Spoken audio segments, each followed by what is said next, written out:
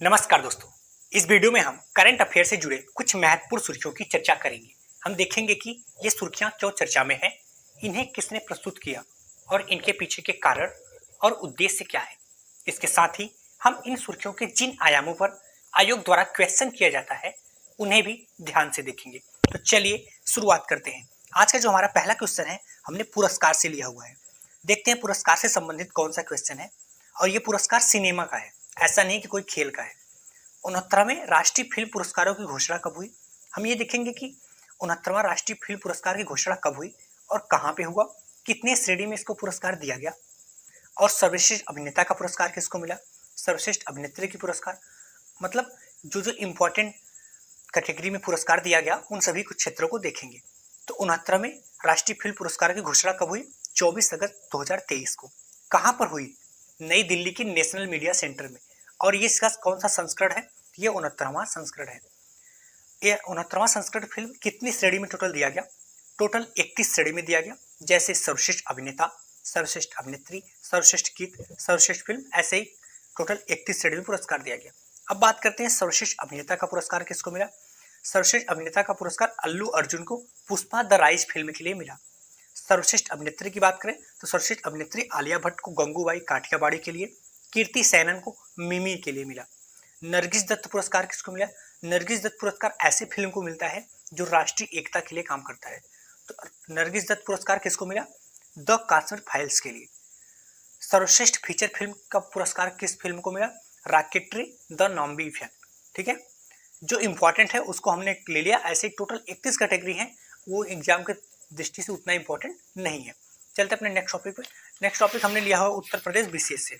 किससे, उत्तर प्रदेश विशेष से। देखते हैं उत्तर प्रदेश विशेष में कौन सा इंपॉर्टेंट है या कि इस टॉपिक से किस प्रकार का क्वेश्चन आता है। तो उत्तर प्रदेश के किस शहर को रामायण सर्किट से जोड़ने का निर्णय लिया गया है।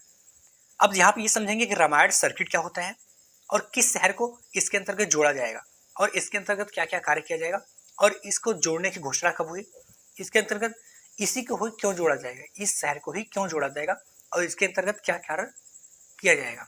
तो उत्तर प्रदेश के किस शहर को रामायण सर्किट से जोड़ने का कार्य किया जाएगा, तो कौन सा शहर है, कानपुर को। ये रामायण सर्किट क्या है, तो यह केंद्र सरकार की एक योजना है जिसके तहत देश के उन सभी स्थानों को जोड़ा जाएगा जहां भगवान श्री राम गए हुए थे। इसके अंतर्गत कितने स्थानों को चिन्हित किया गया, तो इसके अंतर्गत केंद्रीय पर्यटन मंत्रालय द्वारा 9 राज्य के 15 विभिन्न स्थानों को चिन्हित किया गया, जिनमें उत्तर प्रदेश की अगर बात की जाए तो अयोध्या, नंदीग्राम, श्रृंगवेदपुर एवं चित्रकूट भी शामिल है। अब कानपुर को जोड़ने की घोषणा कब हुई, इसकी घोषणा 2023 में हुई। कानपुर को क्यों जोड़ा जाएगा, क्या भगवान राम जी से संबंधित कौन सा स्थान फेमस है वहां पे या कौन सा प्रसिद्ध है, तो क्यों जोड़ा जाएगा, क्योंकि वहां पे एक लवकुश गंगा बैराज स्थित है। लवकुश गंगा बैराज किस लिए फेमस प्रसिद्ध है, तो रामायण के अनुसार अगर बात की जाए तो लव और कुश ने यहीं पर अपनी माँ सीता को खोजा था। तुलसी उपवन भी वहीं पर है। तुलसी उपवन क्यों प्रसिद्ध है, तो रामायण के रचयिता तुलसीदास जी के लिए फेमस है। अहिल्या घाट भी वहीं पे प्रसिद्ध है। इसके अंतर्गत क्या कार्य किया जाएगा, तो इसके अंतर्गत कानपुर शहर को जितने और रामायण सर्किट के अंतर्गत जो जो शहर है उनके क्षेत्र, उनके बीच में रेल, सड़क सुविधा और हवाई सुविधा को बेहतर बनाया जाएगा। अगर बात की जाए तो कानपुर से अयोध्या, नंदीग्राम, श्रृंगवेदपुर और चित्रकूट के बीच रेल सुविधा, सड़क सुविधा और हवाई सुविधा को और भी बेहतर बनाया जाएगा। चलते अपने नेक्स्ट टॉपिक पर। नेक्स्ट टॉपिक हमने लिया हुआ है सैन्य अभ्यास से। किससे, सैन्य अभ्यास से। ठीक है, देखते हैं सैन्य अभ्यास में कौन सा इंपॉर्टेंट क्वेश्चन है।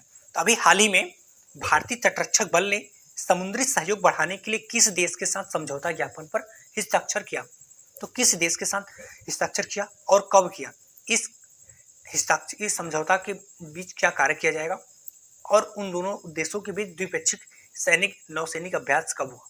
ठीक है, तो भारतीय तटरक्षक बल ने समुद्री सहयोग बढ़ाने के लिए किस देश के साथ समझौता ज्ञापन पर हस्ताक्षर किया, वो कौन सा देश है, फिलीपींस। फिलीपींस कहाँ पर है, यह दक्षिणी चीन सागर जो ताइवान है उसी के जस्ट बगल स्थित है। कब इस समझौता पर हस्ताक्षर हुआ, तो 22 अगस्त 2023 को। इसके अंतर्गत क्या कार्य किया जाएगा, इस समझौता ज्ञापन के माध्यम से दोनों देशों समुद्री सुरक्षा संरक्षण को बढ़ावा देने के लिए मिलकर कार्य करेंगे। और अभी हाल ही में द्विपक्षीय नौसैनिक अभ्यास इन दोनों के बीच में हुआ था 15 से 26 जुलाई के बीच में। उस नौसैनिक अभ्यास का क्या नाम था, blue flag exercise. Blue flag exercise. इस तटरक्षक बल समुद्री सहयोग बढ़ाने के लिए देशों को समझौता ज्ञापन पर हस्ताक्षर हुआ। इसका उद्देश्य क्या है? तो इस समझौते ज्ञापन का उद्देश्य समुद्री कानून प्रवर्तन, समुद्री खोज और बचाव और समुद्री प्रदूषण प्रतिक्रिया के क्षेत्र में दोनों तटरक्षक के बीच पेशेवर भागीदारी को बढ़ावा देना है। ठीक है, चलते अपने नेक्स्ट टॉपिक में। नेक्स्ट टॉपिक हमने लिया हुआ विज्ञान एवं प्रौद्योगिकी से। किसे? विज्ञान एवं प्रौद्योगिकी से। अभी हाल ही में इसरो द्वारा चंद्रयान 3 चांद की सतह पर पहुंचा। तो अब इसका अगला मिशन, इसरो किसके सहयोग से चंद्रमा पर अगला मिशन लूपेक्स भेजेगा? तो अपना इसरो रुकने वाला नहीं है, या चंद्रमा पर अब यहीं पे चंद्रयान 3 के बाद ऐसा नहीं कि यहीं पे समाप्त हो जाएगा। इसके बाद इसका अगला मिशन कौन है? इसका अगला मिशन लूपेक्स है। तो लूपेक्स इसरो किसके सहयोग से भेजेगा? जिसके सहयोग से भेजेगा उसकी अंतरिक्ष एजेंसी का क्या नाम है और कब भेजा जाएगा? इस मिशन का क्या नाम है? भारत में चांद पर पहुंचने का क्या स्थान है? ये विभिन्न पॉइंट पर चर्चा करेंगे, जिससे जो इंपॉर्टेंट है। तो इसरो किसको सहयोग से अगला मिशन भेजेगा? जापान के सहयोग से। जापान की अंतरिक्ष एजेंसी का नाम जाक्सा है। कब इसको भेजा जाएगा? 2024 से 2025 के बीच में। 2024 के लास्ट में, 25 के शुरुआत के पहले भेज दिया जाएगा। किस नाम से है? इसका नाम लूपेक्स है, lunar polar exploration. Lunar polar exploration. अभी हमारा समाप्त नहीं है, ऐसा नहीं कि चंद्रमा पर चंद्रयान 3 पहुंच गया तो उसके बाद अब चांद पर कोई मिशन नहीं भेजा जाएगा। इसके अनुवर्ती अभी चंद्रयान 4, चंद्रयान 5 लगातार चांद की खोज जारी रहेगा और हमारे यहाँ से मिशन भेजा जाता रहेगा। भारत के स्थान की बात की जाए कि चांद पर पहुंचने का भारत में चौथा स्थान है, और लेकिन दक्षिण ध्रुव की अगर बात की जाए तो भारत प्रथम ऐसा देश है जो वहाँ पर दक्षिण ध्रुव पे पहुंचा है।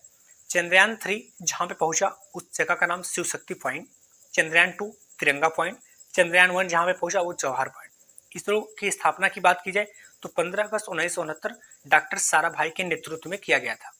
और अगर अब बात की जाए क्या 1969 में हुआ? नहीं, इसकी नींव 1962 में जवाहरलाल नेहरू के द्वारा रख दिया गया था। और अभी हाल ही में राष्ट्रीय अंतरिक्ष दिवस, जिस दिन चंद्रयान 3 शिव शक्ति पॉइंट पे लैंड किया गया था, उसी के दिन के स्थान पर राष्ट्रीय अंतरिक्ष दिवस मनाने की घोषणा किया गया। चलते अपने नेक्स्ट टॉपिक पर। नेक्स्ट टॉपिक हमने लिया हुआ विज्ञान एवं प्रौद्योगिकी से। ये काफी इंपॉर्टेंट क्वेश्चन है। इसलिए इंपॉर्टेंट है, देखिए मैं बताता हूँ किस लिए इंपॉर्टेंट है। क्योंकि देखो, जो भी चीज भारत में पहली बार हुआ ना, तो वो एग्जाम में आयोग का ध्यान वहां पे सबसे ज्यादा होता है। तो भारत का पहला AI स्कूल कहाँ लॉन्च किया गया? AI मतलब आर्टिफिशियल इंटेलिजेंट स्कूल कहाँ पे लॉन्च किया गया? तो हम ये देखेंगे कि आर्टिफिशियल स्कूल कहाँ पे लॉन्च किया गया, इसके उद्घाटनकर्ता कौन थे, इसकी स्थापना किसके सहयोग से किया गया, और ये आर्टिफिशियल इंटेलिजेंस क्या है, इसके अंतर्गत क्या क्या किया जाएगा और इसका उद्देश्य क्या है। ठीक है, तो भारत का पहला AI स्कूल कहाँ लॉन्च किया गया? तो केरल की राजधानी तिरुअनंतपुरम के शांतिगिरी विद्या भवन में लॉन्च किया गया। इसके उद्घाटनकर्ता भारत के पूर्व राष्ट्रपति रामनाथ कोविंद द्वारा इसके उद्घाटन किया गया। इसकी स्थापना की बात की जाए तो किसके सहयोग से किया गया? तो USA की एक company, United state of America की एक कंपनी आई लर्निंग इंजन एवं वैदिक स्कूल के सहयोग से लॉन्च किया गया। आर्टिफिशियल इंटेलिजेंस स्कूल क्या है, इसके अंतर्गत क्या कार्य किया जाएगा?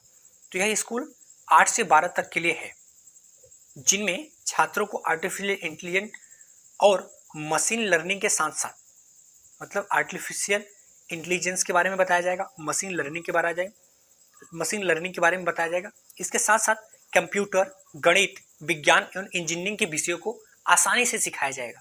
ठीक है, और एक बात और है, जो अभी हाल ही में चैट जीपीटी आया था, चैट जीपीटी के अंतर्गत ये नहीं है। चैट जीपीटी का पूरा काम ये होता था कि शिक्षक की जगह वो ले लेता था और सब कुछ वो बताता था। यहाँ पे उसको जो फिक्स फीडबैक दिया जाएगा, वही डेटा ट्रांसफर करेगा। इसका उद्देश्य क्या है? इसका उद्देश्य स्कूली छात्रों को आर्टिफिशियल इंटेलिजेंस एवं मशीन लर्निंग के क्षेत्र में प्रशिक्षित करके AI और मशीन लर्निंग के क्षेत्र में रोजगार के अवसरों के लिए तैयार करने में मदद मिलेगा। ठीक है, धन्यवाद दोस्तों। अगर आप शॉर्ट नोट्स के माध्यम से किसी एक क्वेश्चन पे सभी आयामों पर पकड़ बनाना चाहते हैं तो हमारे साथ जुड़े रहिए। धन्यवाद।